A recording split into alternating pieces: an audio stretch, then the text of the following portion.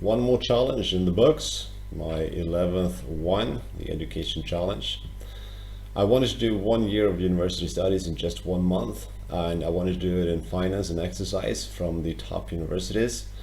But it turns out there are not enough courses out there for this to be possible, so I moved on to business, to entrepreneurship, to marketing, to nutrition, health, and medicine. Everything I did was distance learning, obviously. It was self-paced and it was full transcript, so I could read instead of watch.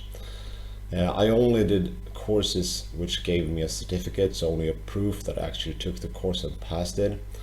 And I'd say I spent my time about 10% reading, and 90% of all of this month I just wrote exams. I'm using the Swedish educational system as a reference point behind the math in my challenge, and it says that 1 year is 60 points. 1 week you are able to get 1.5 points. That means 40 weeks of study, and 1.5 points equals about 40 hours of study. That means 40 times 40, or 1,600 hours of study in 1 year. Most people agree though that it doesn't even come close to this, what you actually do, but I'm still going to use this as a reference point. So these are my numbers, and it's going to sound almost ridiculous, but I did 79 university courses in just 1 month. The average course was 7 weeks long. The average hours per week per course was 5.5. That means 79 times 7 times 5.5 is about 3,000 plus hours of study, or 2 years of university studies. Obviously this is not the case. This is not as good as 2 years of university studies, and the reason for this is, for example, the overlapping of my courses. I did one behavioral finance and one behavioral investing, and it's not really that much difference, but I still can count them both to my challenge. Also, my challenge was not progressive, and that means if you do 2 years of university studies, it's going to be tougher and tougher and tougher. I just mixed some courses, some advanced and some easy ones, so there was no clear progression. These are some of my courses, or most of them actually. I have a certificate from all these, as you can see. Broad variety of universities. I wanted to do pure top universities, but not enough courses out there, unfortunately. I managed to do 2 from Copenhagen, since that's where I live now. I want to do that. Copenhagen Business School and University of Copenhagen.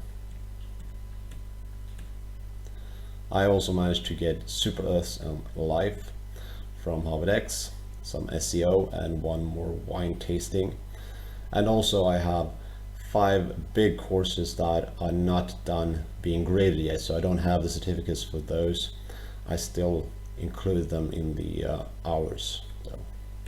These are my top 3 picks out of the 79 courses of this month. The number 1, Economics of Money and Banking from Columbia University. Kind of a basic course, nothing fancy or advanced, but covers the essentials. 13 weeks, 5 hours per week. We have Super Earths and Life, if you like physics, from Harvard X. 6 weeks, 4 hours of study. And then the Global Financial Crisis from Yale University. 11 weeks with 5 hours of study, and it covers more or less the latest financial crisis that we experienced, 2007. To sum it all up, distance learning is obviously the future. I mean, if you're in college or if you're in high school, you have social aspects as well. But if you want to learn something fast, there's no time to get to and back from school. If you want to learn something advanced, there's no room not to have all the lectures recorded. My recommendation is that you pick something online that is self-paced. Otherwise you'll just get bored waiting for the next assignment. And remember, there's a lot of really bad courses out there. Bad material and very easy exam. You can more or less guess your way through. But a lot of good stuff out there as well. I'm starting to run out of ideas. What is a good challenge for me to try to learn in a month? Hit me in the comments below. Stay tuned for updates.